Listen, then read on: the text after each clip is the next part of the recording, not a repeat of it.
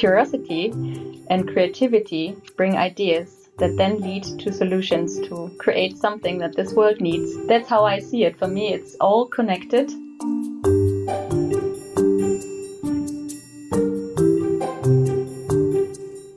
Welcome to the Curious Advantage podcast, an exploration of the idea of curiosity and its increasing importance for thriving in the digital age, from the authors of The Curious Advantage.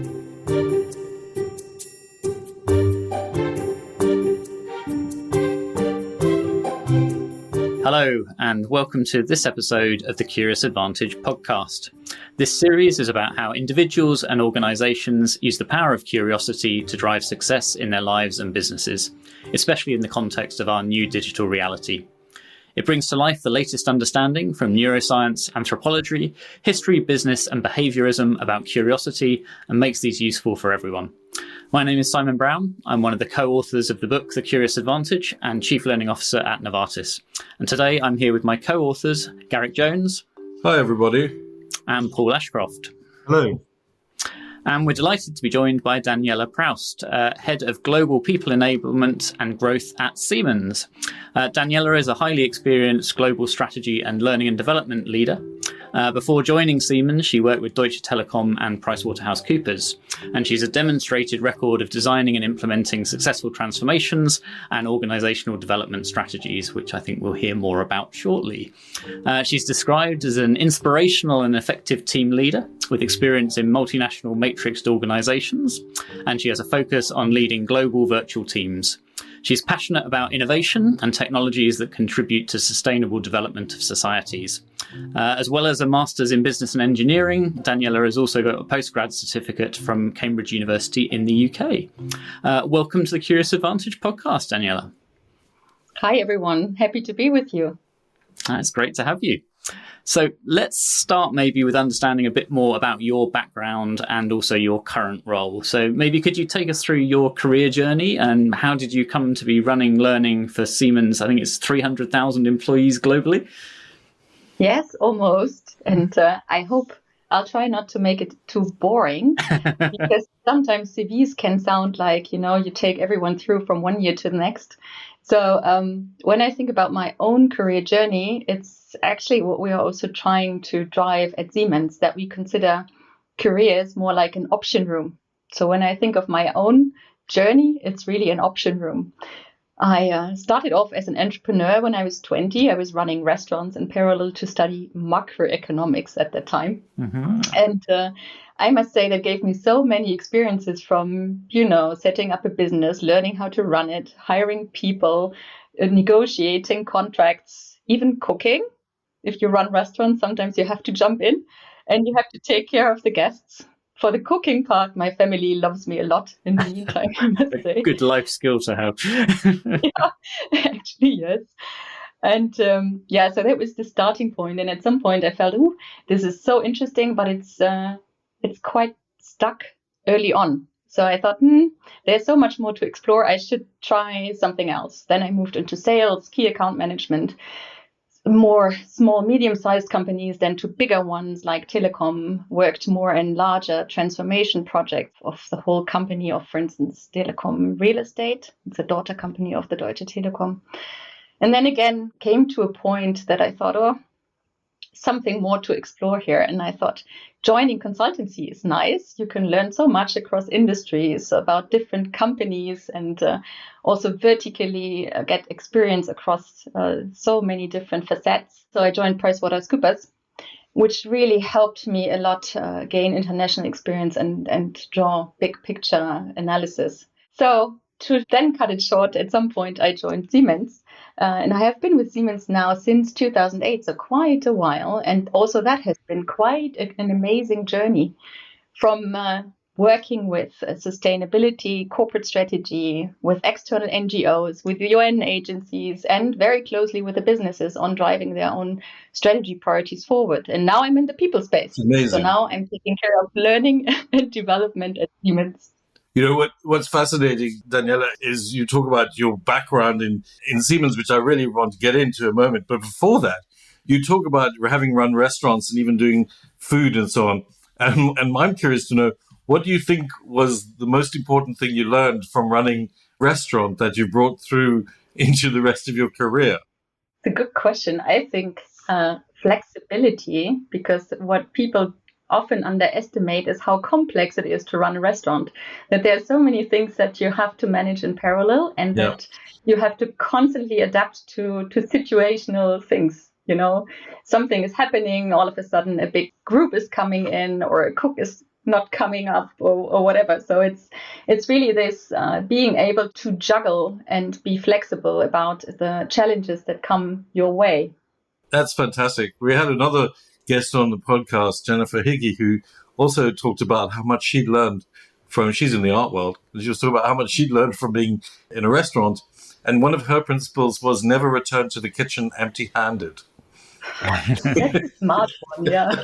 I also like, we had Scott Pelton on recently, and he was a firefighter for many years. And there's actually a lot of parallels there between firefighting and working in a corporate environment as well. So it's interesting that a restaurant also provides as many linkages. It does. And I think one thing I learned was also not to always seek for recipes. Because I remember I had a very creative chef cook, and he was so gifted, you know, he could just start cooking something and then he was just tasting it and saying, oh, there's still something missing. And then he knew what to add. And I dared that and tried to really explore that throughout my life. Just bringing a little bit of your own experience into things is sometimes what makes all the difference.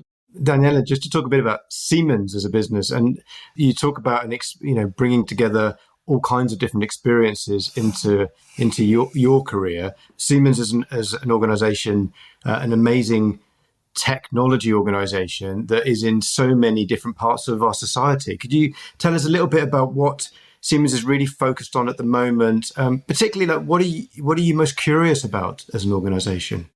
So to me, Siemens is a really exciting and very interesting company, because we are present in so many areas of businesses that people might not even be aware of, but that are fundamental to societies. So, for instance, one big area of our business is mobility. So if you ever ran with the ICE train, that's coming from Siemens. If you joined certain metro stations that drive driverless, that's coming from Siemens. If you then take the train along the big tracks and you have the signaling technologies, that's also coming from Siemens. So it's really creating, let's say, mobility of the future. One big part of the business. Another part is smart infrastructure, where it's all about how can infrastructure be more sustainable and be connected so that buildings and other infrastructures can work with each other and for each other. Another big area, the third big area, is digital industries, where we are in the driver's seat to transform how industries are run, how factories are automated and digitalized, so that, for instance, food and beverage can run in a factory and be completely filled automatically. So it's a quite big space, and a lot of people don't know where Siemens is in. It's often still known for fridges, for instance, that where we were active in and are still a shareholder in. But the core technologies are much more fundamental. They're really touching everybody's lives. It's amazing. So what strikes me is when you talk about systems working with systems and networks working with systems and engineering, networks and networks. I mean, it's a huge conception. Well, I know you've been working on your learning strategy and your culture to drive the growth in this area. Can you share more about what you've been doing to enable your organization and your individuals to achieve this? Yeah, so we as a company, we're always saying we connect the digital and the physical world through the products and solutions that we bring to our customers and to societies at large. And when I think about it for the people space, it's actually quite similar. We are bringing our people together. We connect all our employees, almost 300,000, as you mentioned, across the globe. We are active in almost all countries of this planet. So it's important to create a sense of identity, a sense of belonging, and also to really influence and ignite a passion for learning and curiosity amongst our people. And maybe we didn't go deeply into your role now. So maybe can you go back to a little bit to what your role is and how you create that curiosity in those 300,000 people in every country in the world, which can't be an easy task. I find it a super exciting task, to be honest. So yes, I'm in charge of people enablement and growth, which in other companies often is called learning and development. But we intentionally called it differently because it's for us really to create an enabling environment for our employees, that they can own their career journeys and that they get all the instruments at hand, that we accompany them as a company along their individual learning and career journeys. It's a big task, as you say. It's to reach all people with the right and meaningful instruments, with learning opportunities, and to provide them with all of these opportunities when they need it, at the moment of need, wherever they need it, on all the different areas that apply in a company like ours. Because you have to cover topics from technology to functional skills or competencies to cross-functional topics that everybody needs, like languages or communication, to market-specific topics that really apply for a certain country, to vertical industry knowledge. So it's the whole ecosystem of learning opportunities that we bring together for our people. Yeah, and it really seems like you're thinking about how you bring those together to enable people. Is this related to, you had this lovely concept when you were talking about your career around option rooms. And could you tell us a bit more about what you mean by what's an option room? And do you bring some of that into how you think about career development at Siemens there? Yeah, thank you for pointing that out. Actually, that was the starting point. When I joined the people function, because as I mentioned, I have more a background in the, let's say, business-specific roles in sales and in business development. It was because I was asked to rethink or reimagine learning and development for Siemens. So we initiated a project that we at that time called Learning of the Future. And we did that because we saw significant paradigm shifts happening. One of them is careers are not linear anymore. They were to a certain extent at some point, and it still applies, but to very few audiences where that's still the case.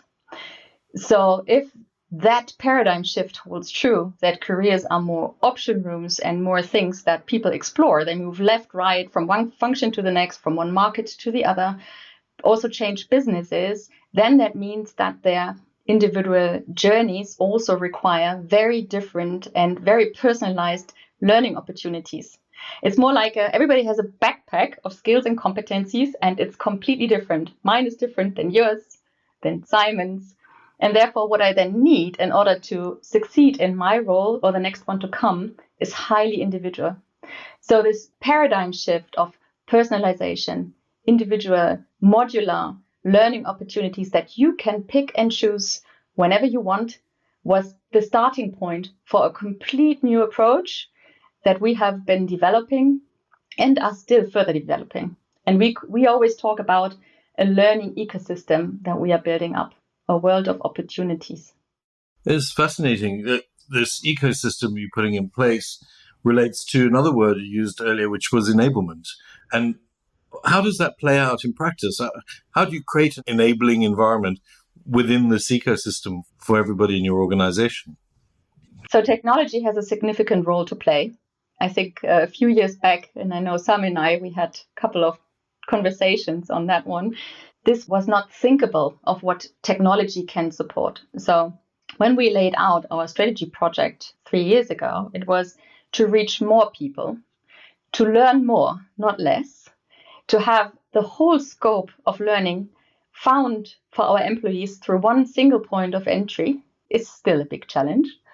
And then to basically scale up the reach and the continuous learning opportunities from maybe once a year a course to a continuous learning habit. And that is a significant cultural change as well for each individual, but also for the company as a whole.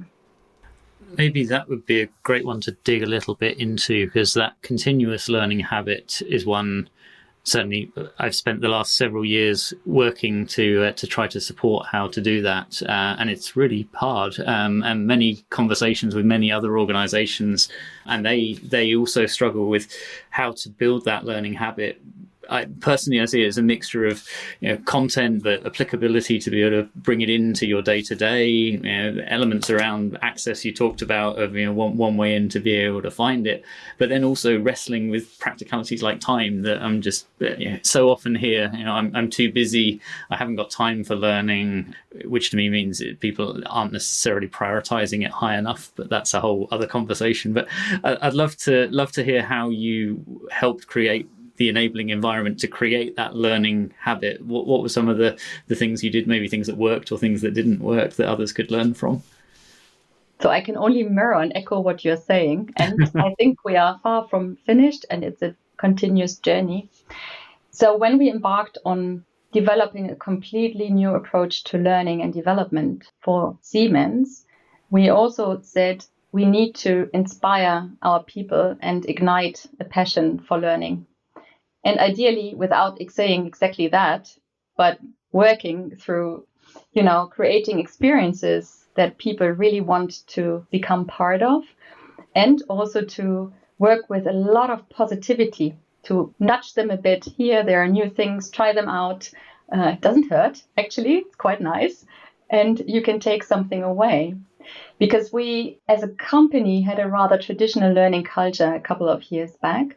And so I really wanted to open up this space of what does learning mean, to really broaden the definition of it in general, from just classroom trainings to so many more things that you can use in terms of methods, but also be open to new experiences and realizing that all of that is part of learning.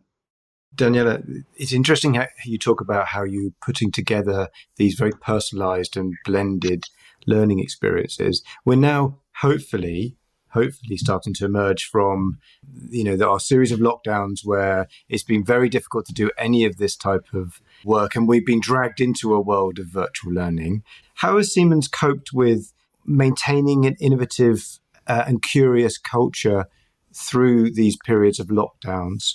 And how have you sort of adapted some of the methods you've adopted working with the organization? And may I add to that, has it had an impact in terms of how you are approaching work across the organization? Oh, there are a lot of sub-questions to that. Yeah. Sorry.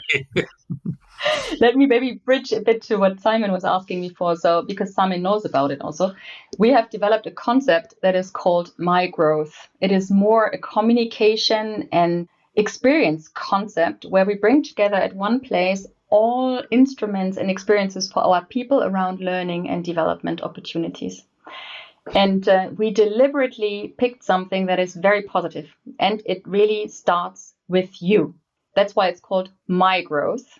And My Growth has three major pillars from a conceptual point of view. One is that we give instruments at hand to help our people navigate their own learning and career journey, that they know what kind of instruments there are and that they can use some tools that help them to self-reflect. Who am I? What is important to me? Where am I in my career? Do I know about my strength? Can I build on strength for myself, for my current role? What is it that gives me energy or takes energy from me? So what is then the next opportunity for me where I can truly grow and bring my whole self to work and therefore create a sense of belonging? That's the first pillar.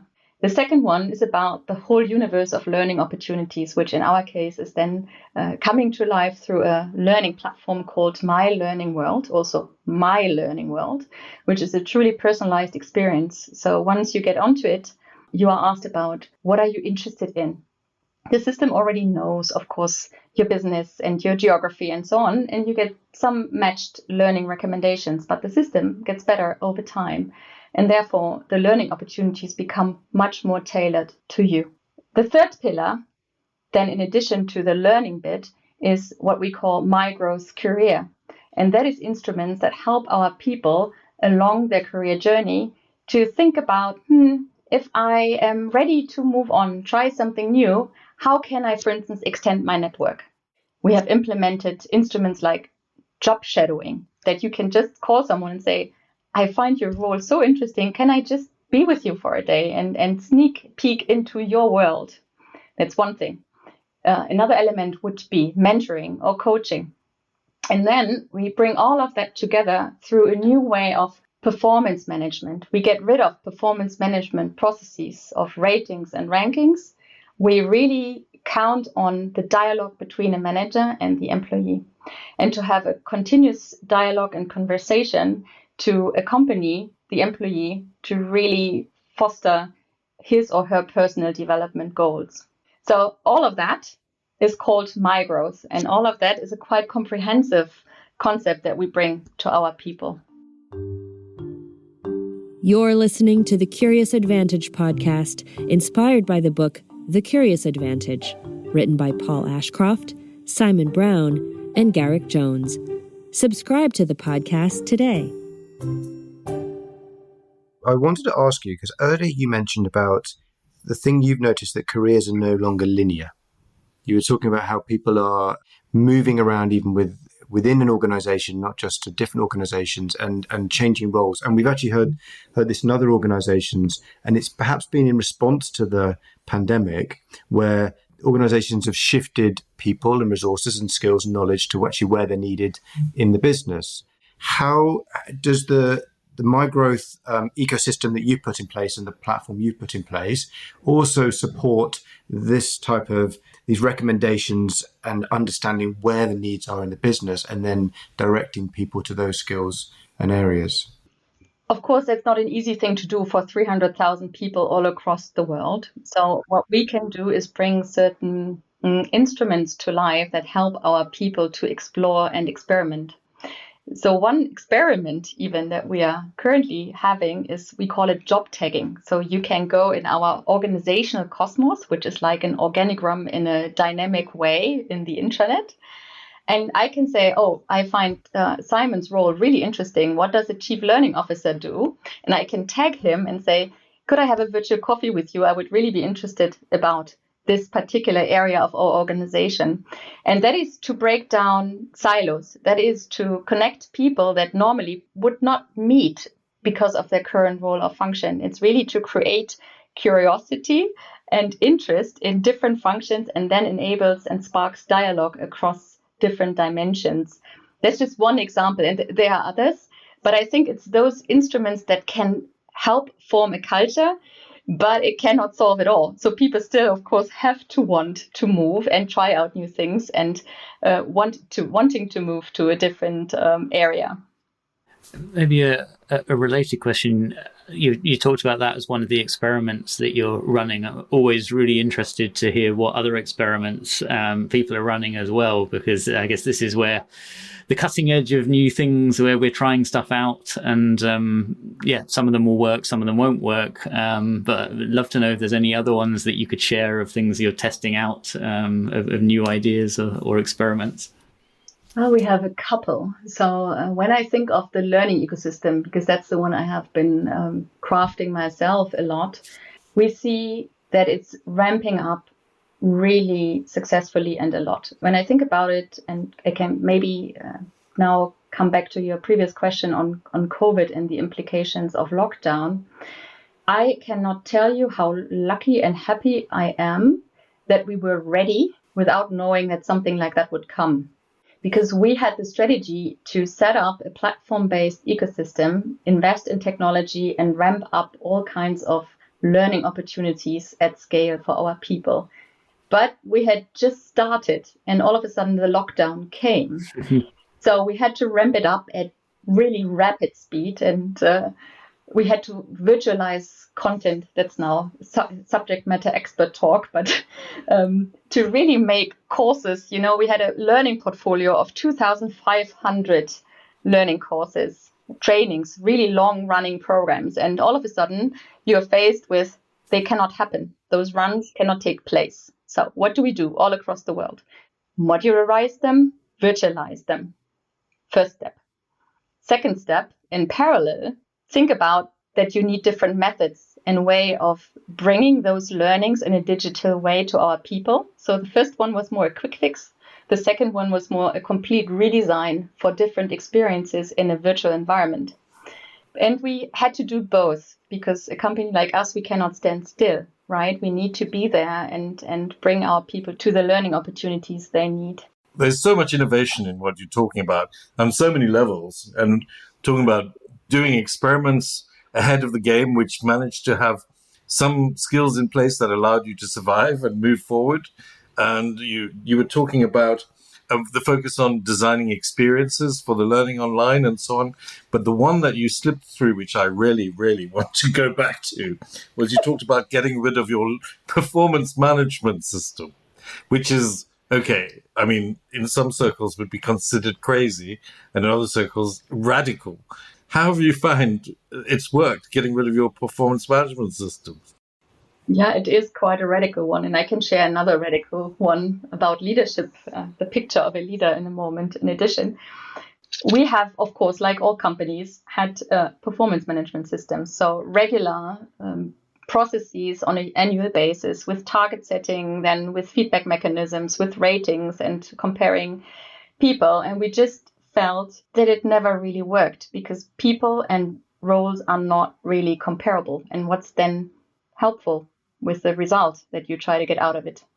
Particularly that people then feel, if you then balance out the overall curve, that it fits into a normal curve, then you are always part of a pile of good. Yeah. And just very few can stand out, even though you might be doing super well in your role. Yeah. And that's not helpful. It's not motivating.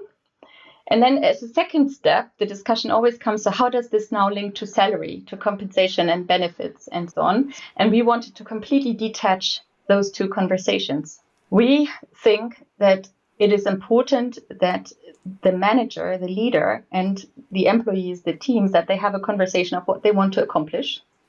And that is also changing in the meantime so fast that yearly goals or targets don't make sense anymore. That's the first thing. And then you have to continuously have a dialogue about how you're doing, where you need to adjust. And that is then meaningful to bring the overall organization forward. And also the individual to then explore different things, opportunities, where to move next. But it's a fundamentally different approach. Yeah, it really is. You are trusting your leadership to have meaningful dialogue and meaningful conversations with people rather than putting them into a mathematical framework. And that's more human in many respects. But it's fascinating that it still works so that the organization moves forward and achieves its goals in the same way. I think you're definitely onto something. Definitely, I'd really love to know more. But the other thing I'd like to know more about is you talked about leadership. And what are you doing that's crazy in leadership? Yeah, as you can see, we are quite radical in a few things. So when I think about the performance management bit, I was just talking about, for us, it was a movement disguised as a project, and it's currently being rolled out all across the world. I like this idea of a movement disguised as a project. That's right. Especially as we have a chapter on it in our book. Yeah, so that was the one thing, and it's still ongoing because at the moment we're, for instance, implementing. It's interesting to say implementing when you get rid of processes, right, and of infrastructure tools. Nonetheless, there's so much, of course, to take care of, like the regulations with the Workers' Council representations and so on, that all have to fit. The legal things you have to look into. I don't want to go into detail, but all of that, of course, we have to manage at the same time. On the leadership topic, I don't know how it's for you, Simon. I would also love to learn from you how you do it at Novartis. But for Siemens, for several years, we were always seeking, what is it that makes a perfect leader? What are the behaviors, the traits of a leader that really bring success and performance? And we get rid of that completely. Because we say there is no perfect leader. Situationally, it can be very different what is needed in order to bring a certain topic or a function forward. But there are, of course, some cultural fundamentals that we all have to share, like enabling environment, like trust and collaboration, that we want to empower our people, that we want to foster a growth mindset across the company. But we do not then pinpoint it onto a leader as such as to what then he or she has to do. It is more that we say, what is our aspiration as a company, as a strategic priority, how we want to be as an organization, and then give space to the situational context and to the respective leaders. Very interesting. We also are going through an experiment with our approach to leadership. We're several years now into that, around moving to becoming an unbossed leader. And we have what we call our unbossed leadership experience, which we've now had over 10,000 of our leaders go through to become more unbossed in their approach, and unbossed being a part of our culture of inspired, curious and unbossed. On the program, it's a journey around sort of self-awareness. So rather than focusing on maybe some of the more traditional leadership principles, it actually looks into how we all behave and what's holding us back, looking at things like immunity to change, building on the work of Bob Keegan and Lisa Leahy at Harvard. Also looking at things like how we deal with complexity, covering things like how do we deal with failure, and being comfortable around talking about what we're not so good at or what hasn't worked. And we've seen some very positive impacts of that in terms of either impact in specific use cases or engagement of teams of leaders who have been through it as well. So it's a very different approach to maybe the more traditional, where a small number of leaders go on a sort of higher profile program. Actually, we took the view that we want to put as many of our leaders as possible through, so that they can all be building the capabilities to fulfill potential around leadership and support our people. So whole other conversation we could have there as well. So yeah, I would love to learn about the examples of how people experience then to be unbossed. Pretty interesting. We'll have a follow-up conversation on that one. We should probably do a separate podcast on it. We should. Well, there are people who can talk far better than I on that, so we'll have to invite one of them. Daniela, let's come back to curiosity specifically for a minute. Can we ask, what does curiosity mean for you? And what role do you see curiosity playing within learning, but also more broadly within the organization? So I think for me, it just comes naturally. And I think to hopefully all of us, that it is something we are born with, the interest in new things, the willingness to learn.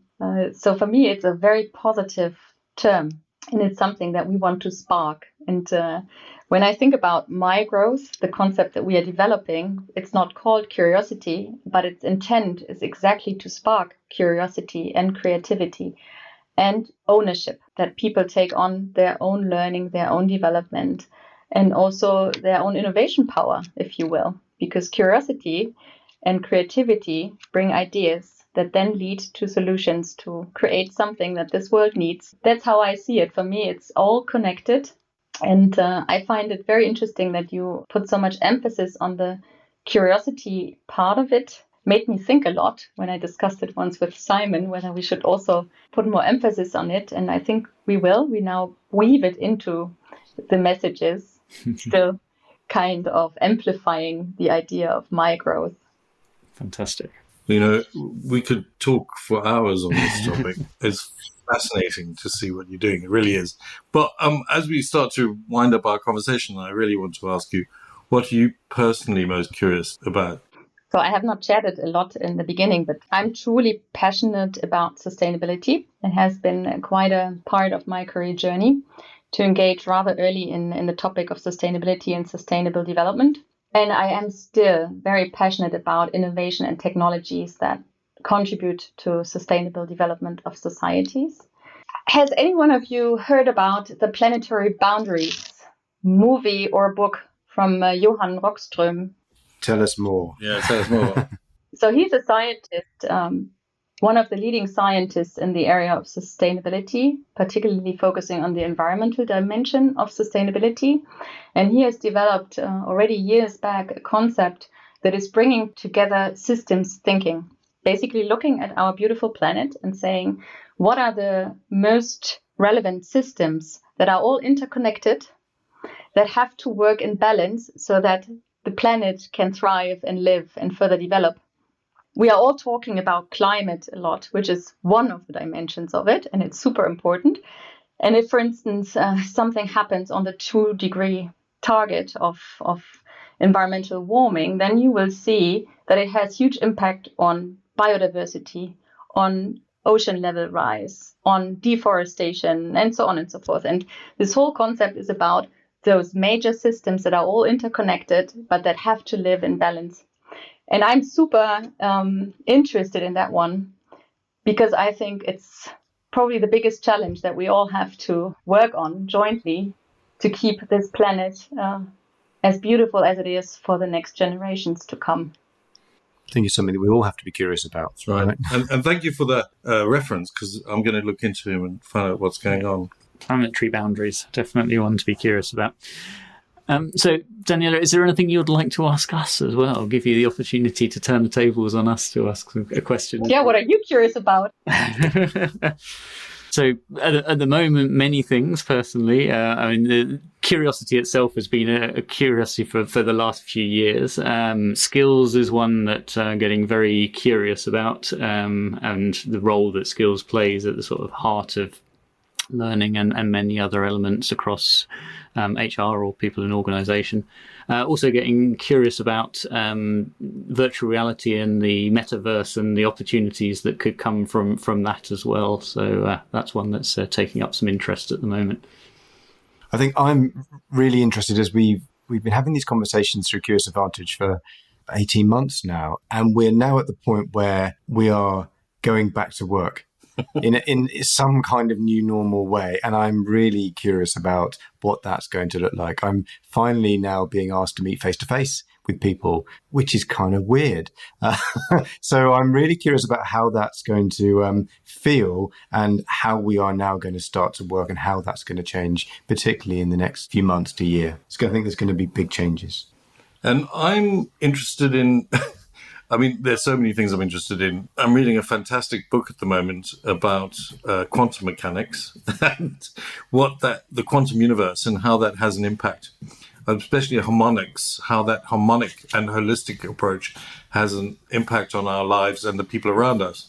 And we can't take a linear perspective of life anymore because we are holistic beings. And I'm fascinated by that at the moment.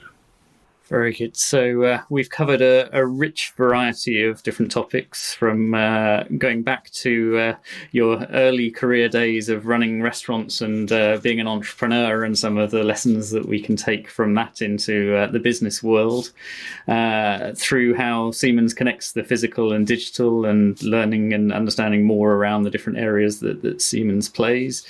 A bit around what your people enablement and growth includes, and how working to own career journeys, and how you were asked to reimagine learning and development at Siemens, and the conversation around careers no longer being linear, and how we support people and how we support them with that ecosystem and that enabling environment, how to create that continuous learning habit, and how hard that is.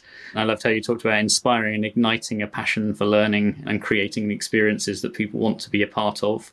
Then your current approach with 3 pillars and my growth, and I really liked how you talked about the intent to spark curiosity and creativity, and also to create that innovation power.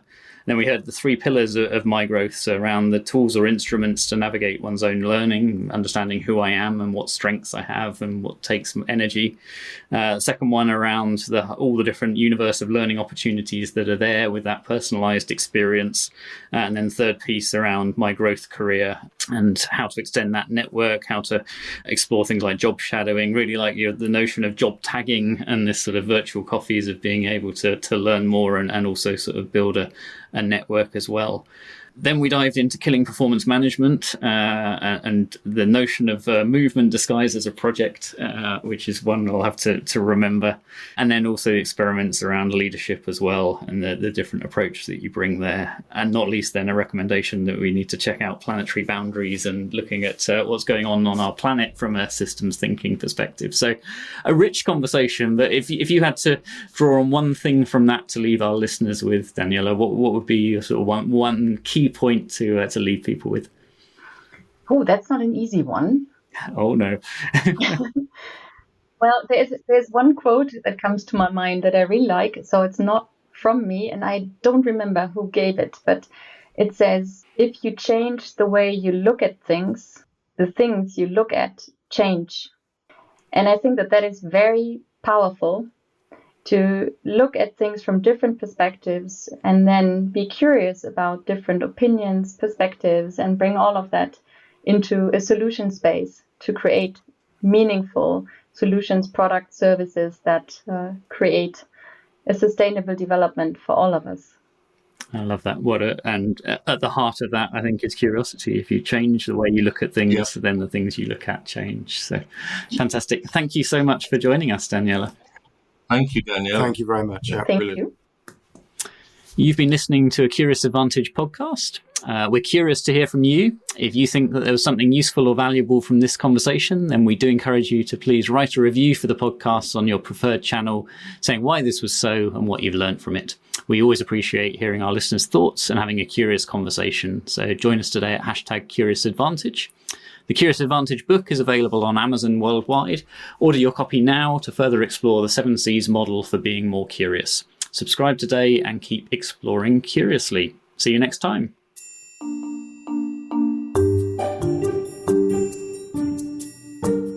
Thank you for listening to the Curious Advantage podcast. The Curious Advantage book is now available to purchase on Amazon. Stay tuned for the next episode and keep exploring curiously.